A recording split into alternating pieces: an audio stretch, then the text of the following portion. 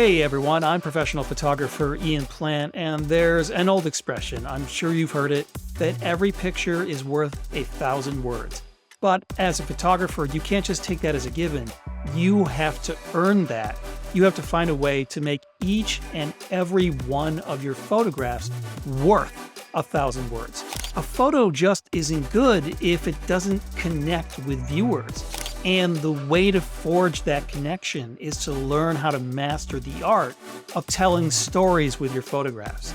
As a photographer, in a sense, your job is to be a master manipulator, to sway your viewers both visually and emotionally to forge a deeper connection between them and the subjects of your photographs. And you do this by telling stories with your photos. More on how to do that coming up.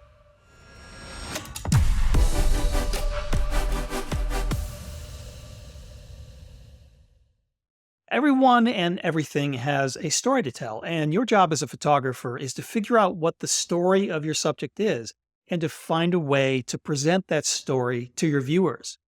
And I get this question a lot when I'm doing a photo conference or leading a workshop. Someone might ask me, "So, Ian, is it really necessary for every photo to tell a story?" And my answer is yes, absolutely. But I use a pretty broad definition of telling a story with your photos. I don't think that you necessarily need to weave a clear narrative tale with every photo that you make, but you do want to leave enough storytelling breadcrumbs to get the viewer interested in what's going on in your photo, to incite their curiosity, and to encourage them to explore more. And part of the reason why it isn't necessary to tell a specific story with your photos is because with most photos, you really can't. That's because when you make a photo, more than just one story results. So there's the real story, what's actually going on when you take the photo. And then there is the story that you're trying to tell as an artist. And those two don't necessarily need to be the same. And actually, part of engaging in the photographic process might be figuring out a way to tell the story a little bit differently than it is actually going on in reality when you're witnessing the scene and triggering the shutter. And so a really clear example of this is, imagine you're driving down a road and you see a beautiful blossoming dogwood in the fog and you stop to take a picture. And if you take a wider view, you might actually end up including the road, the power lines that are above the road, the garbage that's littered on the side of the road.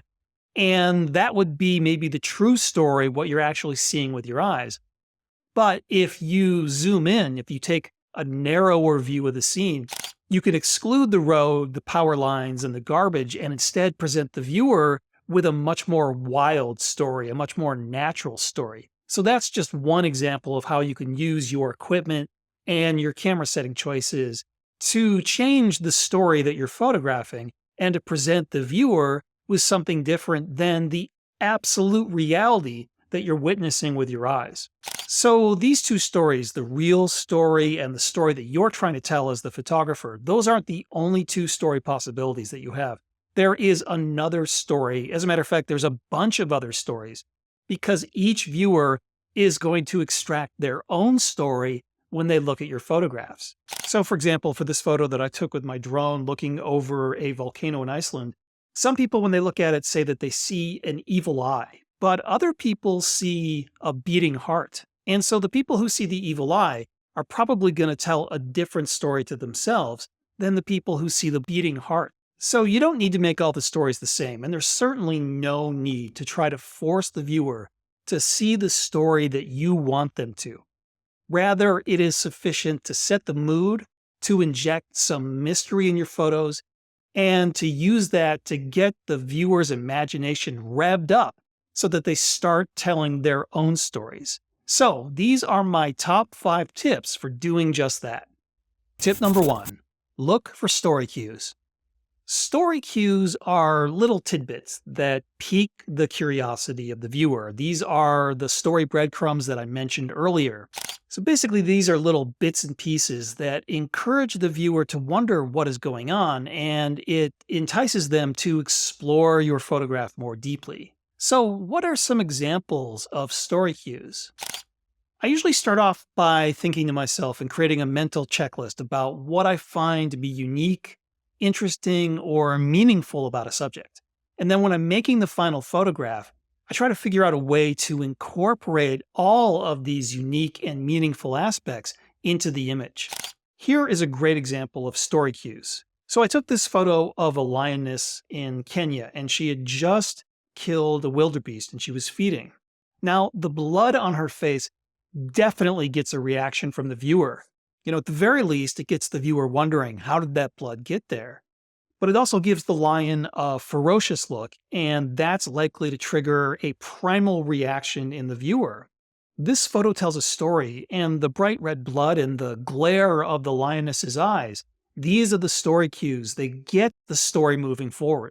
And for landscape photos, this process of identifying what's special about the landscape to tell its story, I call this giving your photos a sense of place. And I think it's really important when you're making landscape photos to create that sense of place, to transport the viewer as much as you can into the scene that you photographed.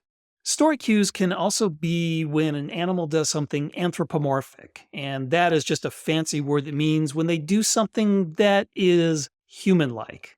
It's basically when your animal subject does something that we as people can relate to. So an animal yawning, napping, or giving another animal side-eye, these are the sorts of story cues that can help tell a story to viewers about your wildlife subject. And sometimes I extend this anthropomorphizing to non-wildlife subjects, even my landscape subjects. So I'm often looking for features that might look like a face or like a pair of eyes. So for example, when I photographed this volcano in the South Pacific with my drone looking down, there were these twin lava pools and there was steam rising above them. So it looks like a pair of eyes with bushy eyebrows. And then there was this bit of the crater rim with some ash on it. And that looks a lot like a twisted smile. So all taken together, these features seem to form a sinister face.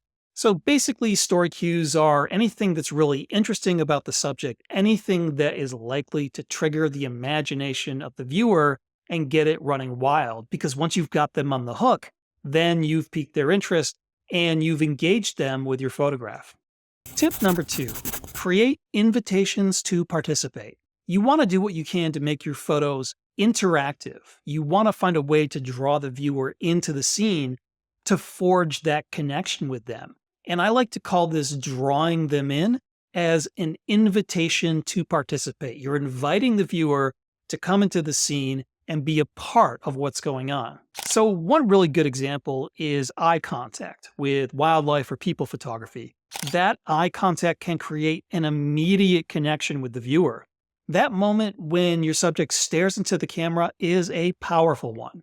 And that eye contact will forge an emotional connection with the viewer and immediately tell a story.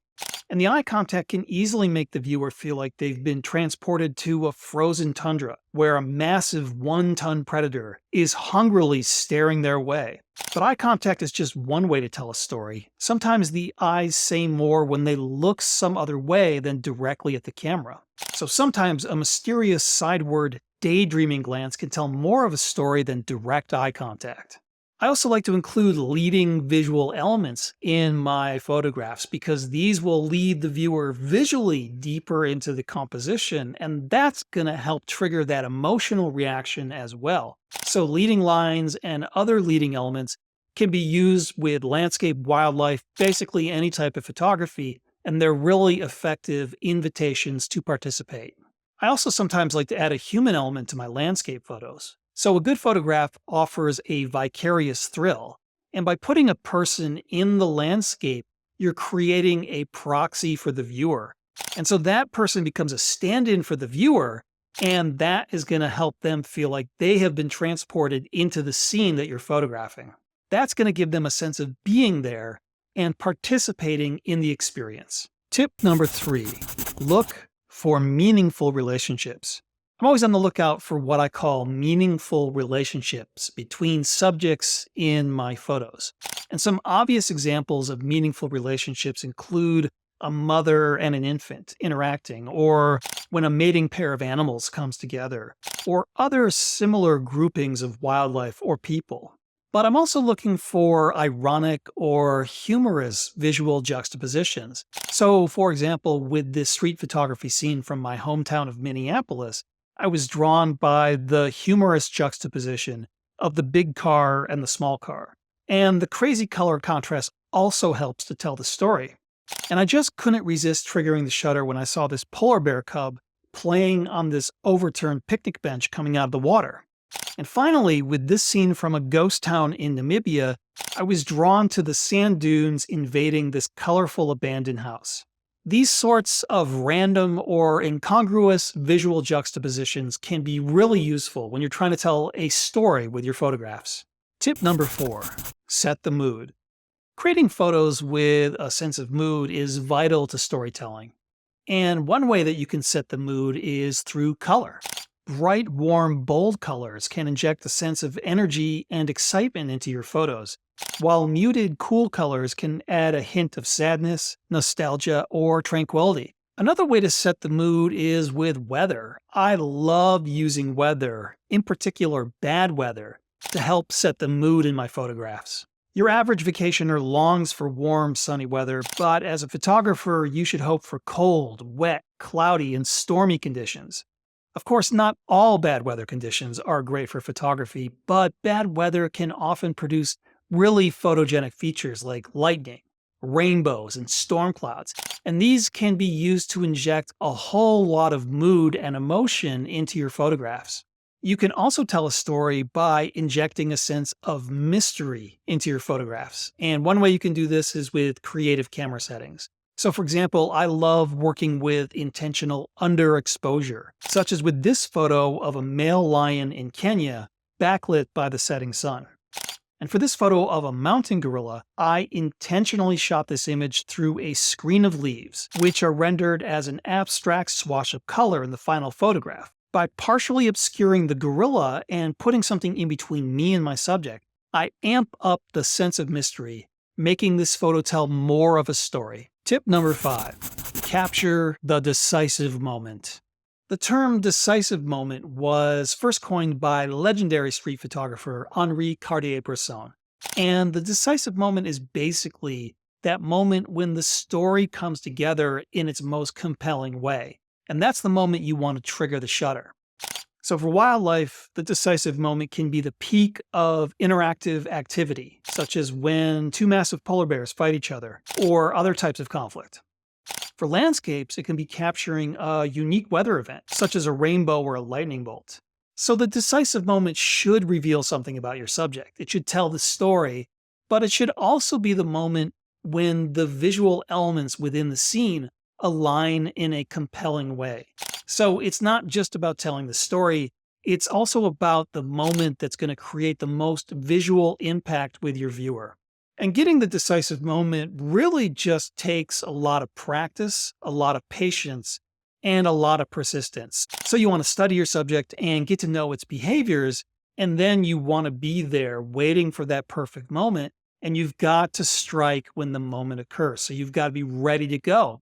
And that's why knowing your subject is really helpful when you're trying to capture the decisive moment. But it also helps to have a very clear artistic vision already in your head. So basically, you've already got this ideal photograph in your head, and then you just need to wait for the real world to spontaneously align with your perfect artistic vision. And when it does, you better be ready to trigger the shutter so you can capture the decisive moment and deliver a compelling story to your viewers. And there's one final story that you should strive to tell with each and every one of your photos, and that's your story as an artist. I like to say that a photo should say as much about the artist as it does about the subject. Each photo you take is an opportunity to share your story as an artist by sharing your particular and unique creative vision with the world. It's a chance to show people what you see and what you think is special about the scenes and subjects that you're photographing. Well, that's it for me. I hope you found this video insightful and inspiring. There's more to learn over at PhotoMasters, and don't forget to check out our Pro subscription, which unlocks access to premium photography educational materials and offers a deeper dive into how compelling photos are made. I'm Ian Plant, wishing you good luck and good light. I'll see you guys out there. Thanks for watching. Bye bye.